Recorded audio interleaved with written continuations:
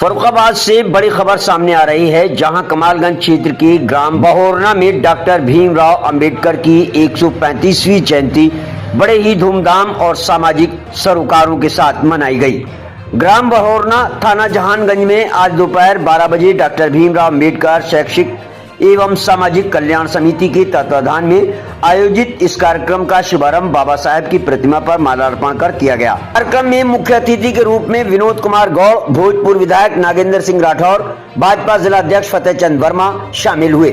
सभी अतिथियों ने बाबा साहब के संघर्ष, संविधान निर्माण में उनकी भूमिका और सामाजिक समानता के उनके विचारों को याद करते हुए लोगों के उनके बताए मार्ग पर चलने का आह्वान किया। जरूरतमंदों को मिला सीधा लाभ। इस आयोजन की सबसे बड़ी खासियत रही जनसेवा।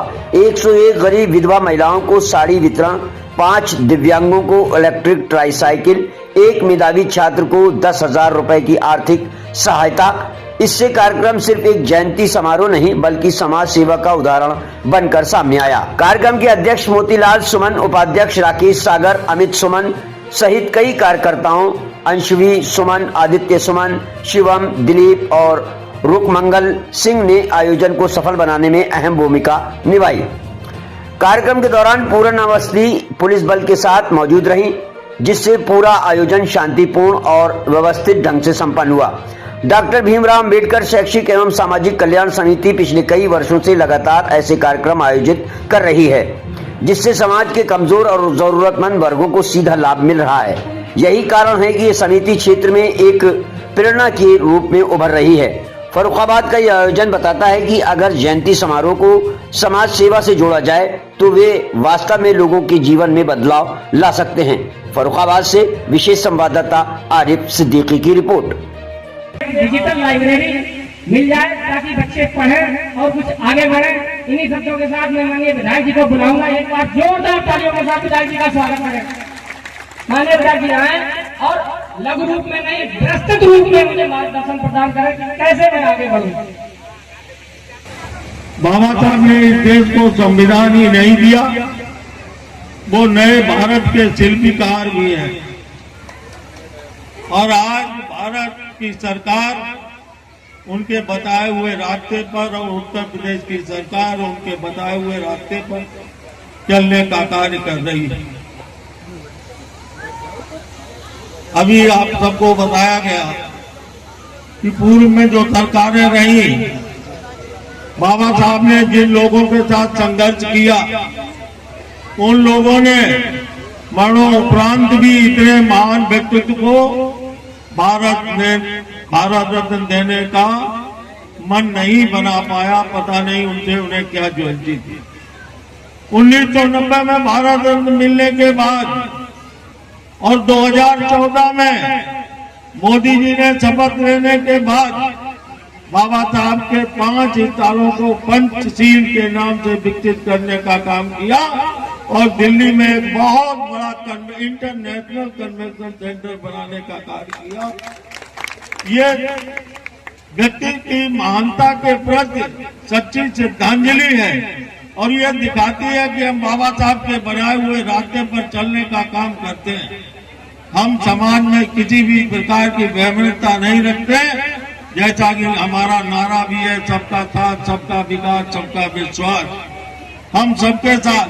बाबा जी का यही नारा था कि समाज में समता होनी चाहिए, समाज का शैक्षिक विकास होनी चाहिए, समाज समता मूलक होना चाहिए। और उन्होंने लिखा था कि मैं उस धर्म को पसंद करता हूँ जो स्वतंत्रता, समानता और भाईचारे का सबक सिखाता है।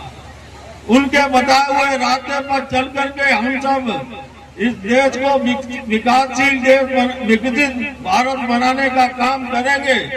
और जहाँ तक सुमन जी की बात है, उसका मैं आश्वासन तो नहीं देता, लेकिन मैं प्रयास जरूर करूंगा कि आपका सपना पूरा हो।